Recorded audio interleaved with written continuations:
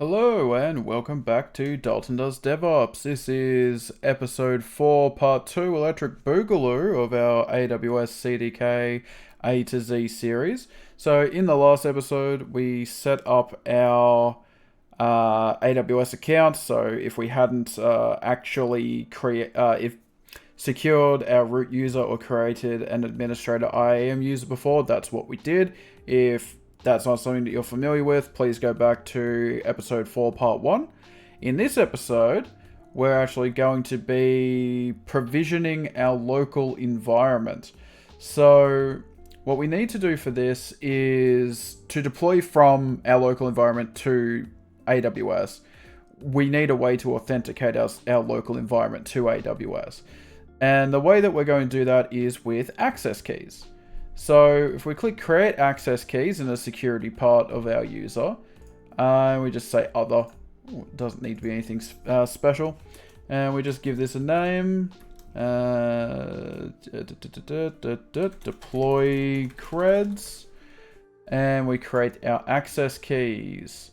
So with these, we're going to actually be able to deploy from our local environment to our account. So the thing to keep in mind with this is that the keys have the same permissions as the user that they're created for. And they can also assume the roles. So we'll get to that in another episode, but it can assume roles of the account that it's made for.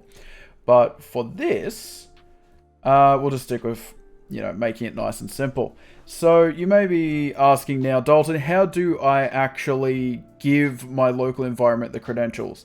Well, AWS makes this really simple.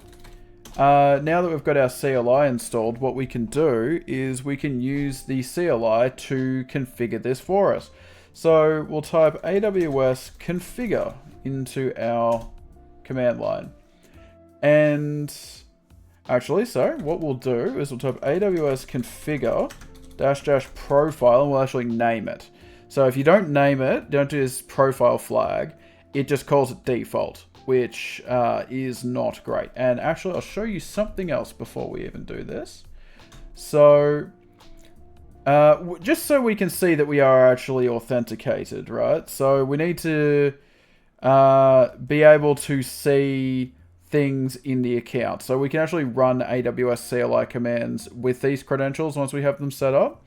But let's run a command before we have them set up so we have a baseline. So if we type AWS, let's see, I think IAM list-users should get an authentication error. Unable to locate credentials. Fantastic. So that's exactly what we want to see. So now we do AWS configure -- profile DDO IAM. This is what we'll call it. And it's going to ask for that access key and secret key that we made for our user. So we'll go ahead and provide that. Yep, and the access key.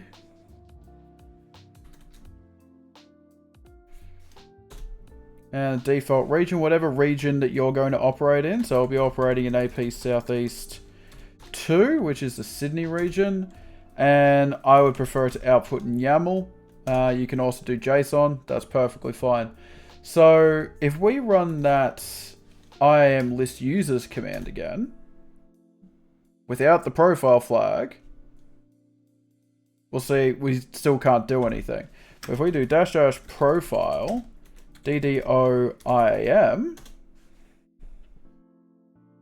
we'll have a look at that. Now we can see our IAM user in our account. So now we can see that we've actually configured credentials on our local environment such that we are now able to authenticate to our AWS account, as long as we use that -- profile tag. And aside from it just looking nice and keeping things nice and organized, I prefer to not have a default account, because if you forget the profile flag one day when you're deploying something, you can just deploy it to, for example, say your default is your personal account and you actually meant to deploy to your work account or your student account or something. Then you're actually going to deploy those resources to your default account, which might be your account. And that might incur a fair few unexpected costs, which is never fun.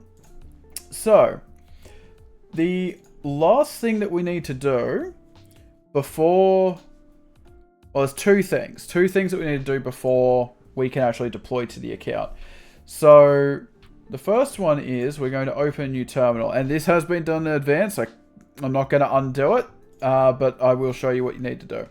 So, you will need to bootstrap your account. So, what you're going to need to do is you're going to need to type CDK bootstrap,